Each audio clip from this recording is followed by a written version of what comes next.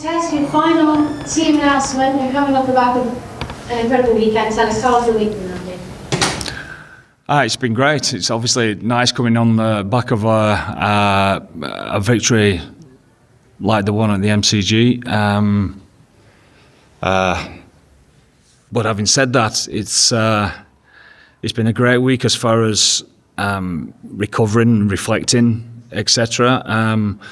But when we came back into work on Tuesday afternoon, the process has been exactly the same, and we've put ourselves in a position now that we're fortunate enough to go into the third test and a lot to play for.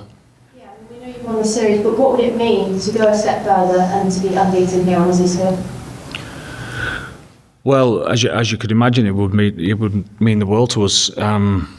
It's something that we promised ourselves that we was going to chase after and try our best to represent the group as best we possibly can do. And obviously, what goes along with that is representing the jersey and the brand of British and Irish Lions. So we've a big responsibility this weekend. In terms of the team that you've named, James Ryan comes in for Ollie Chessum. Can you tell us a bit about that decision? Yeah, we think that James thoroughly deserves his start. I think he's grown throughout this tour. His physicality when he's come off the bench, and certainly when he's put the jersey on over the last 3 or 4 weeks, has been there for all to see. So we think he's the right person to start this test. And similarly for Blair coming in for James, can you chat to us a bit about that change? Yeah, we thought that Blair is obviously a great athlete, but the unpredictability of his game as well makes him very dangerous. The conditions, etc., that we're expecting as far as the aerial game will be at its premium. We would have thought so. I think this game suits him as well. Just in the sense that we think that's what's best for our group, and the game that lies ahead for how we want to play it and how we want to combat Australia's game as well. Just finally from me, can you just give us a word of Ty Furlong, who starts his 9th consecutive Lions Test match? Yeah, it's amazing, and it's been well documented how much he loves playing for the Lions, but also in the sense that over the last year or 18 months, the continuity of his game and fitness, etc. It just so always happens that when this comes around, how much it means to him to get himself in the right frame of mind to be able to do what he's done. And it isn't just the performances that has been through the roof.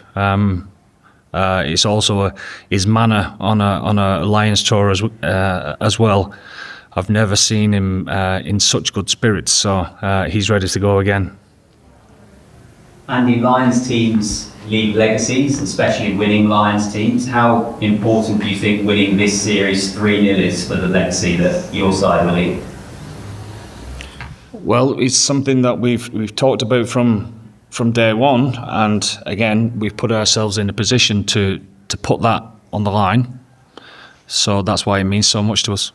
And you mentioned Ty Marrow as well. It's 8 straight starts for him, involved in 9. It's not quite 9, is it? But it's quite good. But still, what does it take for players to be able to achieve that over that period of time? Well, look at the quality of player they are. Look at the standing that they have with any group that they represent. Those two lads epitomise what it takes to be a top level international player. And in terms of the general selection for this game, can you chat to us about what your kind of approach was? I mean, these are guys that play a hell of a lot of matches, a hell of a lot of minutes over the course of the season. Was it always just a case of strongest team regardless of possibly rotating players? Well, it's what's right for the group and how we see them pulling up after 2 test matches, etc. But what we've also done with them this week and how we freshen them up, and whether we feel that they're in the right frame of mind, and this is the best 23 to take the group forward. And just finally from me, well done Alex Mitchell, involved in all 10 matchday squads.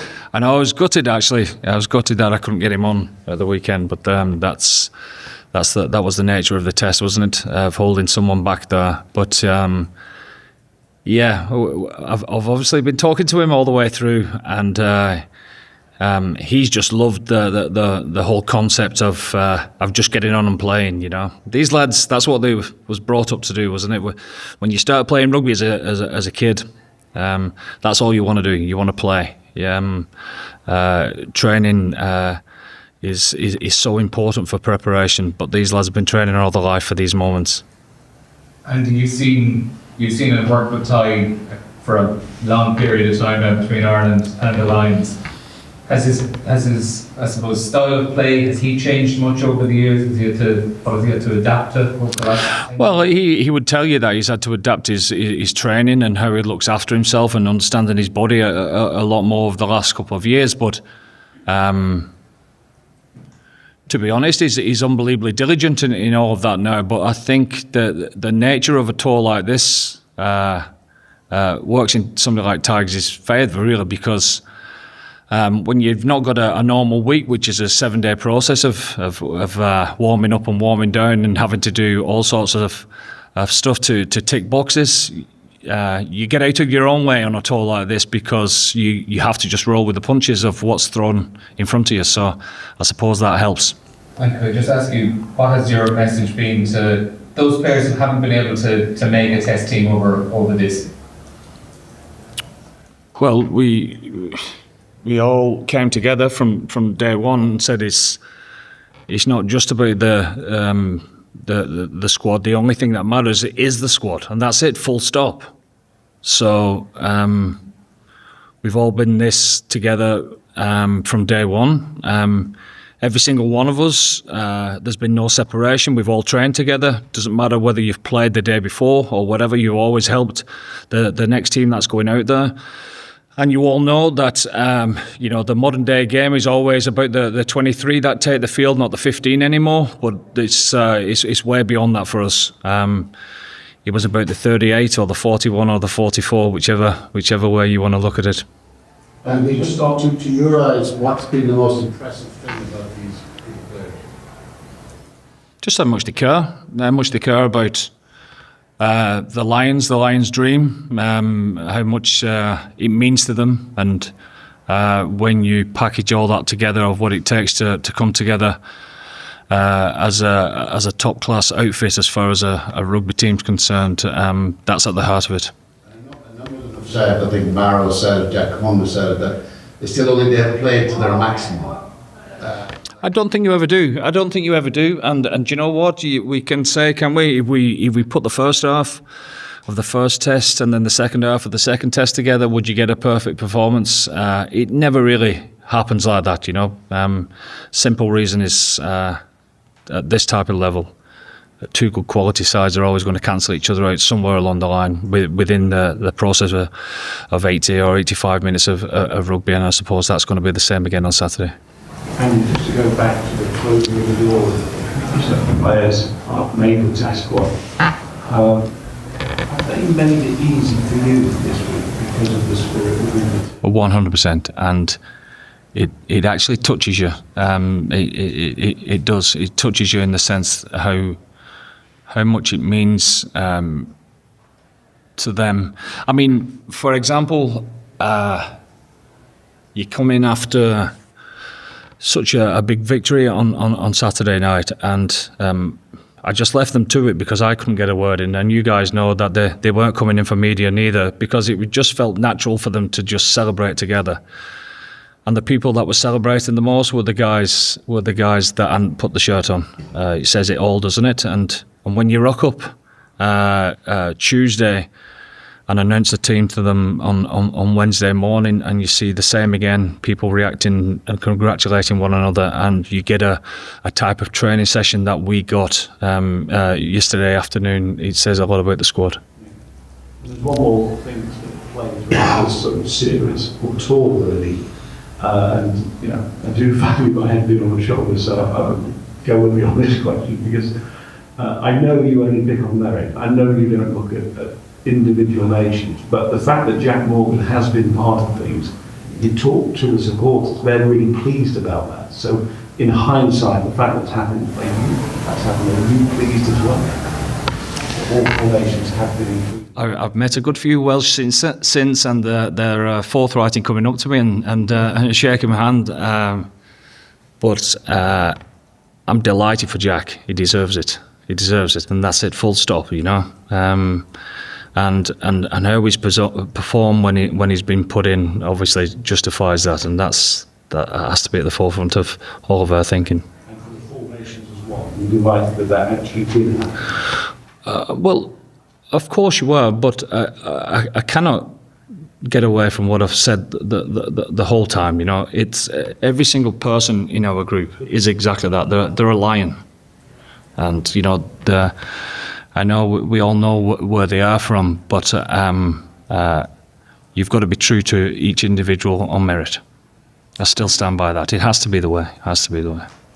And your flankers have been amazing, Simon, Tom Curry. Is part of the thinking behind bolstering your forwards, having 6 on the bench, that you can say to them, enter the tank and there's 2/3 back rowers on the bench to come on? You'd think that could be the case, but you know, you have all sorts of different permutations in your mind of what substitutions could be.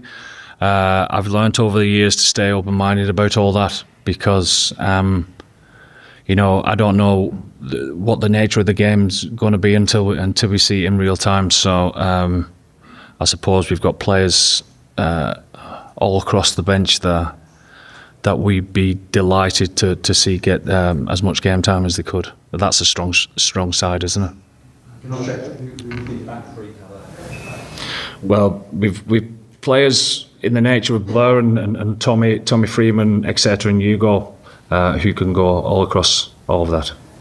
And just to clarify, as one of the 3 guys who were out contention last week, were they available for selection? I would say that they're probably 85% of the way there. They didn't train.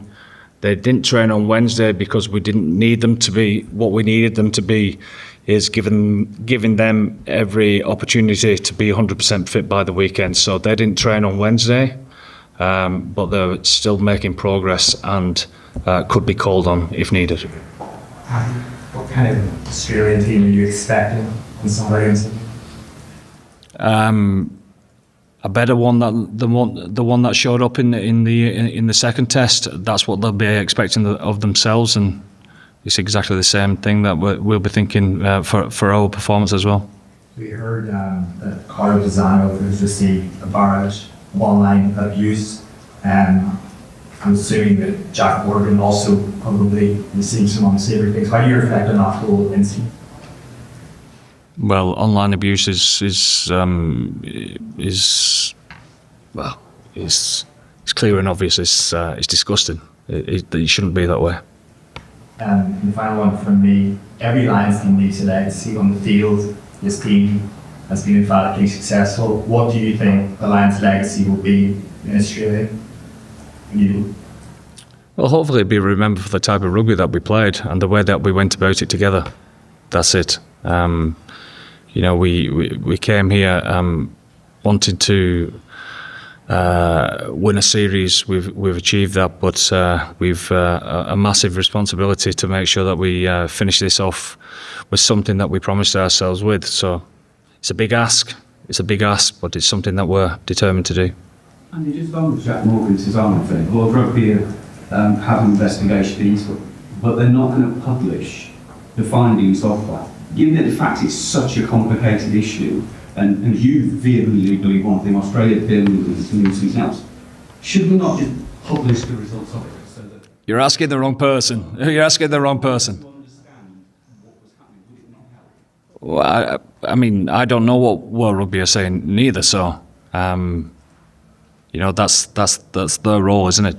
To however they want to deal with that. We just get on with preparation for this week.